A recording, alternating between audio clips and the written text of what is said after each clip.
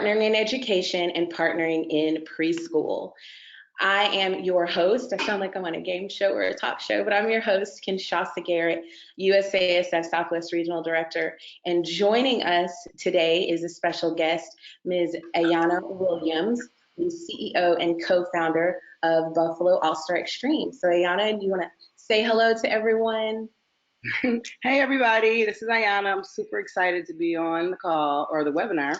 And let's just get it started with Partner in Education. All right, Ayana is festive. She's more festive than I am in her USASF sweatshirt, but I know it's cold up there in Buffalo, so you need. It is a cold day today. Yeah, it's a little cold in Texas, but nothing like up on the East Coast. So, all right, so we are going to go ahead and begin. First, I'd like to talk about the objectives for today. It's to provide a potential revenue builder for your training facility, to provide a general overview of partnering in education and partnering in preschool programs, and then to establish a supportive community for those who choose implementation of the program. So I'm going to set you up. You're going to be on your way, but we are going to make sure that you have a supportive group of individuals there to help you through this process. So the origin story. So as many of you know, especially if you've been around for a while, years ago, you could just go into the schools. You could call a school, ask how many students they had, and then go print off flyers, deliver the flyers to the school, and that would get the information out about your program to those students. And then I believe there was a period, at least in my experience, where it became who you know. So not everybody could get that inside scoop, but if you knew the administrative assistant in the principal's office, or if you knew the president of the PTO or the PTA, they would give you that information, and again, you could get the flyers to the students. Well, now that no longer exists. So what happened was that there were participants in our Mentoring Leaders program who developed resources that provided owners tools to expand existing markets by creating connections with the schools and the daycares. So this is a program that will help you partner with the schools and get your name out there in a different way. So we're going to cover some of the W's. Who? Partnering in Education program is designed for K through 6th grade, and Partnering in Preschool program is designed for ages 3 through 6. So it's two separate programs, and they're just catered and designed for those specific age groups. Same philosophy, same principles, just tweaked a bit for the age groups. The what? Create a program to promote health and fitness. That is the goal here. It's not necessarily to promote all-star and elite and tumbling and stunting and all of the bells and whistles of all-star. When you're going into these programs, what you're promoting is health and fitness. So again, we have Partnering in Education, which I call PiE, for after school, and then you have Partnering in Preschool, which would be on-site for those preschool programs. The when, you can offer fall, winter, or spring sessions. It's really up to you. You could also do both. You could also, depending on your school district, offer during the summer. There are I'm sure a few more challenges with summer because not everyone is in school, but you are welcome to give that a shot as well. And then the where, schools and daycare facilities in your local target area. So you just need to look around in whatever area you're in. If it's an urban area, if it is a rural area, there are schools that are there and there are schools that are local. So this gives you an opportunity to do some of the research and figure out what that market is so you can help fulfill what is very likely a need within that school district. Ayana, where did you start with this? Did you start with a fall, winter, or spring? Did you start with one school in particular, or did you branch out? I don't even remember.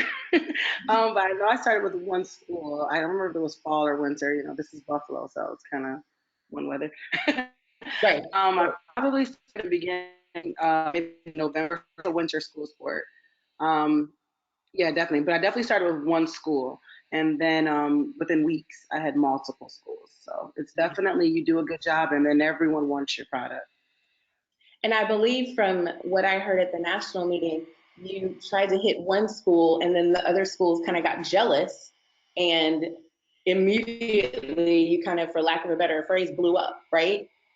That's exactly what happened. I was literally in one school, and then it was just like, well, why are you and not here and not there and not there? And then it became, oh, I need to employ some people. But yes, that's exactly what happened. One school, and it just took off. Great. And now I'm in 20 schools. Right, 20 schools. 20 schools. All right, so now let's talk about the why. Why would you want to do this? Why would you want to add something else to your plate? Why are you wanting to diversify using partnering in education and partnering in preschool? Well, it's increased exposure in what should be an easy marketing area. These are kids that are in school. They're going to school, they're there. It's just a matter of getting the information to them. And then also to expose yourself to your community. Heighten brand recognition, potential new customers, obviously, and even kids that may or may not participate in your partnering in education or partnering in preschool program. They're going to see, they're going to hear by word of mouth. Moms especially like to talk. They could very well still decide to come into your program without even being a part of these programs. Strengthen community relationships. We all know that we need the support of the community, and the more support you have, the opportunity you have for greater growth and retention. And then, of course, potential revenue sources.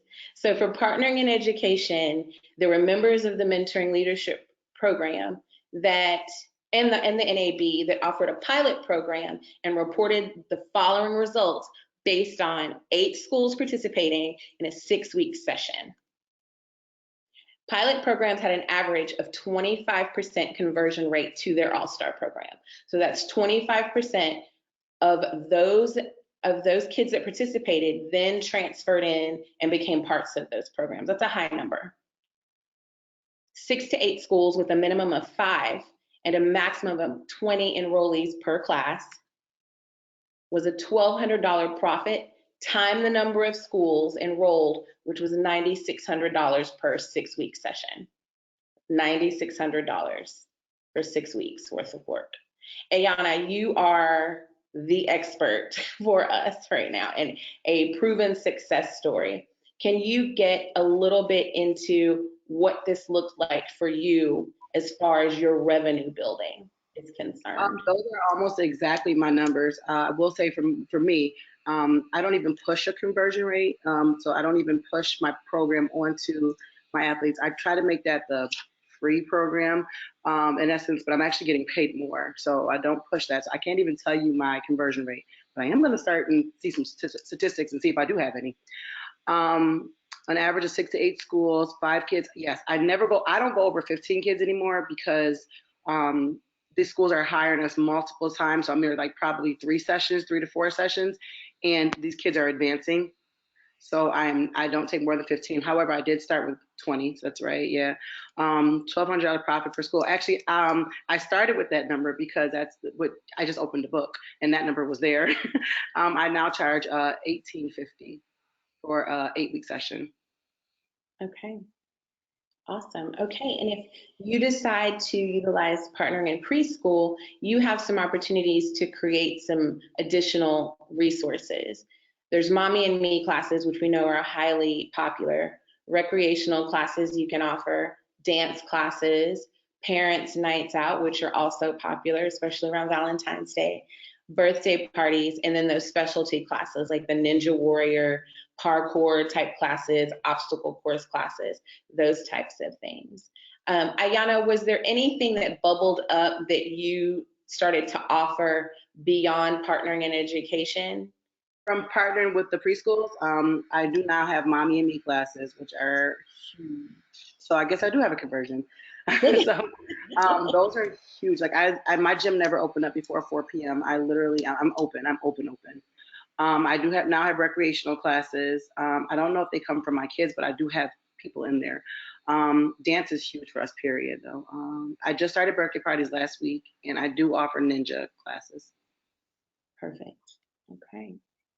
So I want to get into some of the recommendations that we would make to you if you choose to implement partnering in education or partnering in preschool. And as Ayana has said, if you know you're listening to her, you can hear that she's tweaked things that have worked for her.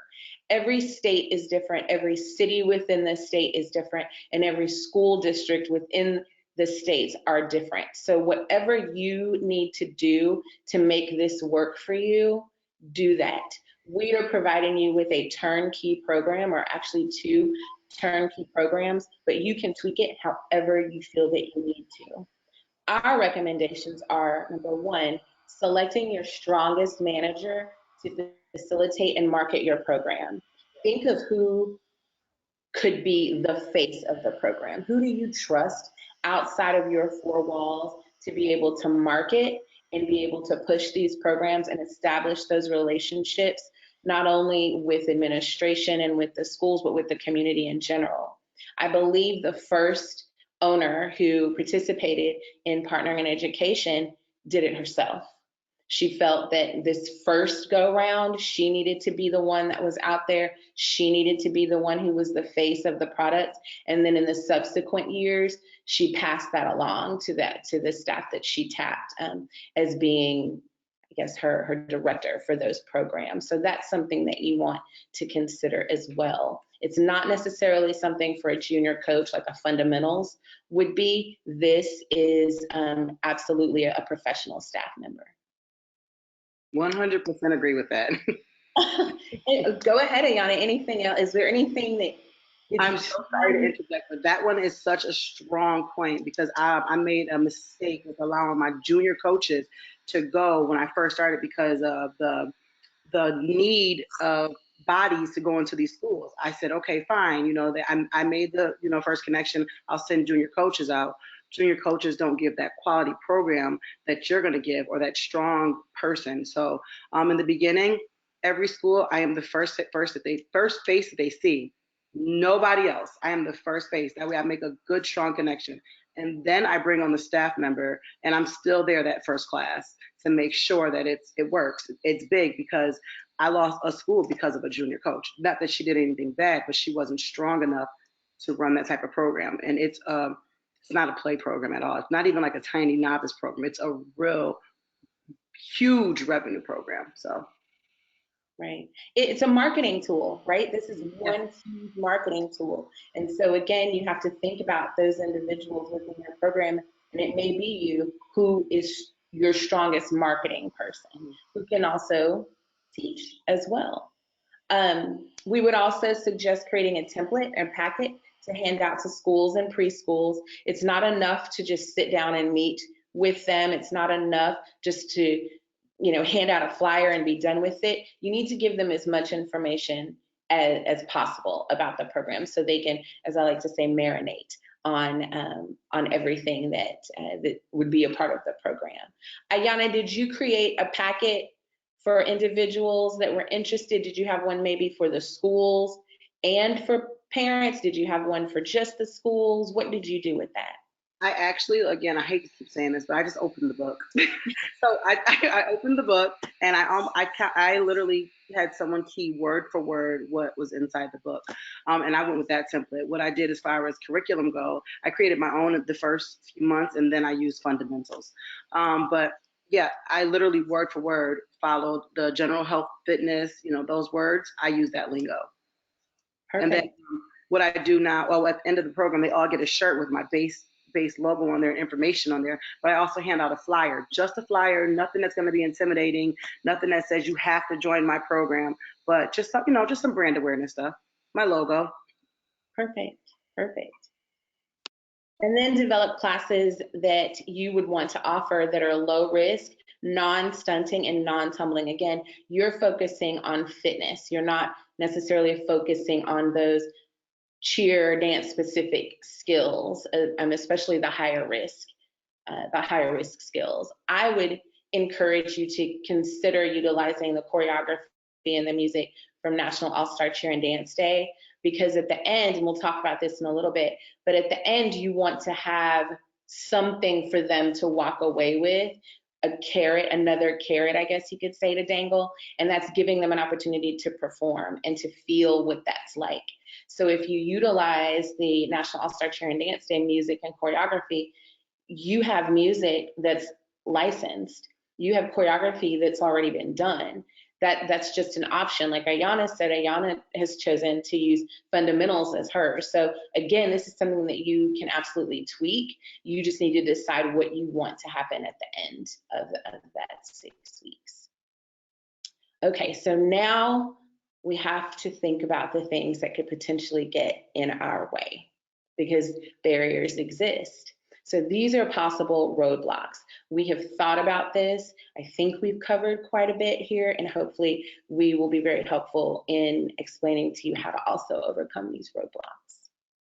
Staff members not able to work on school property. The school might have limited space. Added risk liability for the program owner, which is absolutely something to consider.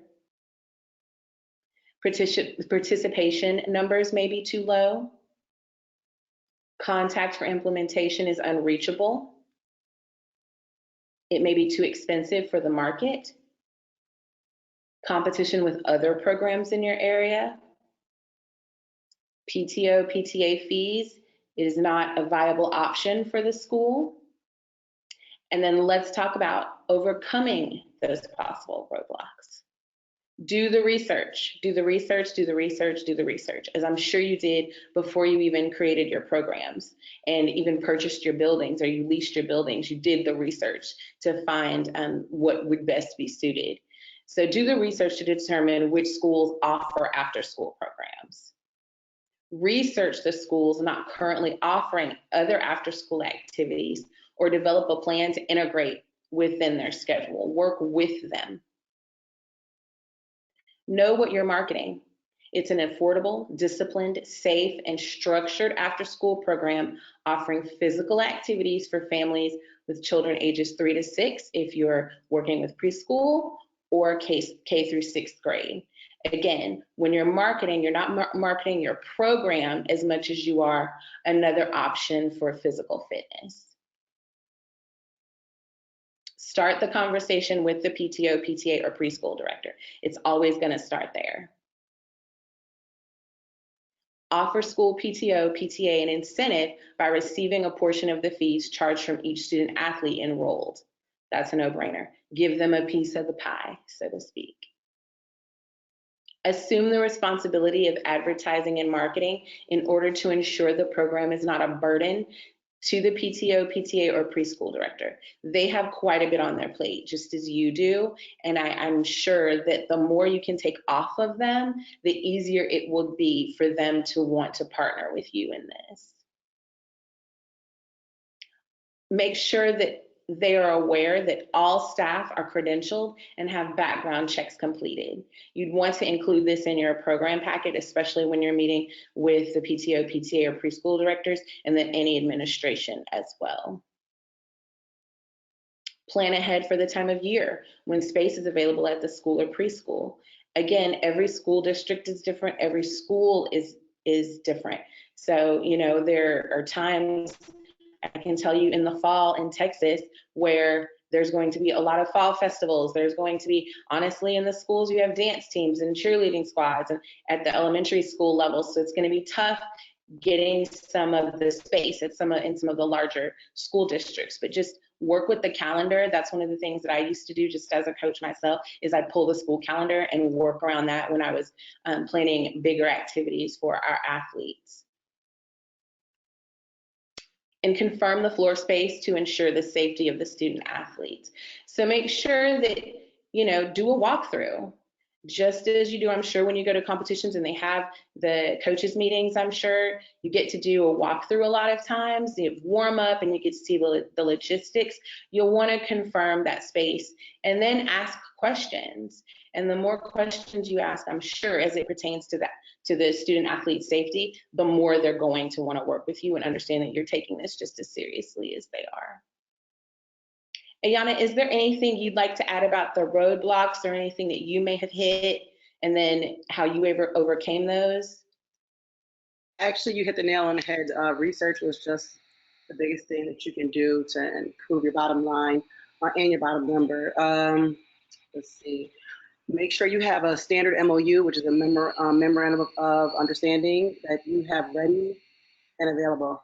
The background check is a winner. Every time someone pitched me for something and I was able to give them tell them I have the background check for everyone, I'll submit those to them, an MOU, I was already in the door. They love it. The space, you can kind of work with any space that they have available. The numbers may be lower, but in whatever space they have, definitely be willing to work within the space that they have because, like you said, you don't want to stress them out at all. Again, we're giving you a turnkey product and you want to give them a turnkey product as well, right? Exactly. Okay. And then decrease liability by having the proper forms, waivers, along with whatever the school requires for you and your staff. This is where we obviously suggest meeting with your legal counsel as well to make sure that you have literally every T crossed and every I dotted to protect those kids and yourself and your staff as well. So what's next? After you offer this 6-week session, consider offering them, as Ayana had even said, a t-shirt with your logo. These are kids that are going to school every day. They're gonna wanna wear the t-shirts that you give them. That's free advertising for you at those schools. So that is something that you could consider offering them. The special performance opportunity, like I said, you could offer them something in-house, you could offer them something at school. I would think especially this time of year, maybe it's something you tag on to the holiday pageants that they put on in their schools as well. There are a lot of community events where they could potentially go out. And that's where too, that National All-Star Cheer and Dance Day, choreography and music would come into play and you'd be covered. Free Mommy and Me classes, especially for the partnering in preschool. As Ayana had mentioned, they are extremely popular. And then what about a free fundamentals class, right? So you don't necessarily want to offer them, here's a spot on our elite team. You should be on our elite team. These kids typically are not necessarily, the parents are not necessarily looking for that level. They're not looking for that piece yet for their child to participate in. They're wanting to dip their toe in. So why not start with fundamentals and then novice? I think Ayana had even mentioned novice for them where they're still getting those performance opportunities. But you definitely want to ease them into it, but at the same time offering them something tangible to continue the momentum and the trajectory of what you started with your program. And so, like I said, keep up the momentum. Okay. So for you, it's going to be important for you to review the USASF Partnering in Education tools. You're going to receive an email from me with a form stack that for you to review. So if you decide that you're going to implement partnering in education, partnering in preschool, or both, you're going to complete this form. And so that way I am able to measure the success of the programs. And also I'll have contact information to help you throughout this process. And we'll also have some ongoing Zoom calls for continued support. Like I said, we're not going to leave you after today and say, fly, birds, fly. We want to help you through this process. Ayana wants to help you through this process. Your other regional directors want to help you. If you choose to implement the programs, like I said, make sure you fill out that form, and that's how we'll know who to contact and how to contact you and be able to help you, and also schedule those Zoom calls where we can all come together and talk about the successes, the roadblocks that we've hit that maybe we didn't cover today, how we can work together to overcome those roadblocks so we can all be successful. And then if you have questions specific about partnering in education or partnering in preschool, you can contact me directly. And I'll leave that there for a second. So I can be reached at kgarrett@usasf.net. You can also reach out to your regional director, but they'll filter your questions to me.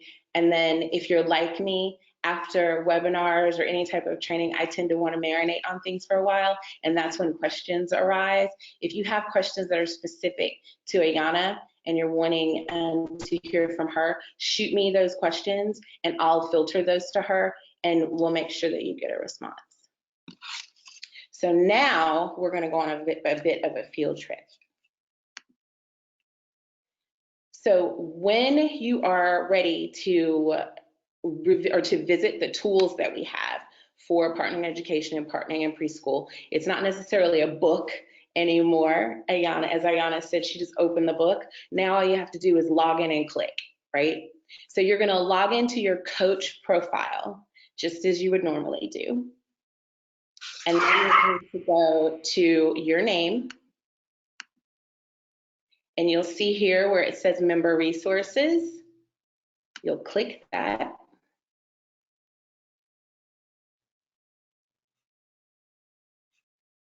And you see here where it has resources, and you can scroll down. We have all types of goodies in there for you. But for today's purposes, you're going to see growth and business builders. You'll click that. And here you go. So here we have partnering in education with a great video that Ayana, you really should watch the video if you didn't watch the video that we included in the newsletter to invite you to the webinar. But she has some great information that she shared there. And then you can, sorry, go ahead. I didn't even watch it. Now I'm going to watch it. It's so good. You have to watch it. Okay. And then here you would click where it says view download, the education overview, and there it is. This is everything you need. I hit some of the high points, but more details are going to be here. Okay, so you've got all that. So this is everything that was, quote, in the book. And then, let me minimize. You can go to partnering in preschool, and it's the same thing here. You can click there. And like I said, it's similar programs, but obviously tweaked for the specific age groups. All right. Uh-oh, sorry about that. Okay. So before we open up to Q&A, I just want to ask everyone to save the date for Wednesday, January 22nd at 2 p.m. Eastern for another Growth and Business Builder webinar. And this one is utilizing the novice tier to grow and diversify your business. That will be hosted by Robin Galick, who is the Northeast Regional Director for USASF. So before we end for today, I want to open up for questions. So please feel free to type your questions in and we will be happy to answer. And if you are needing to log off, feel free to do so and hit me on email, or you can call me as well, or your regional director, and we'll be happy to help you.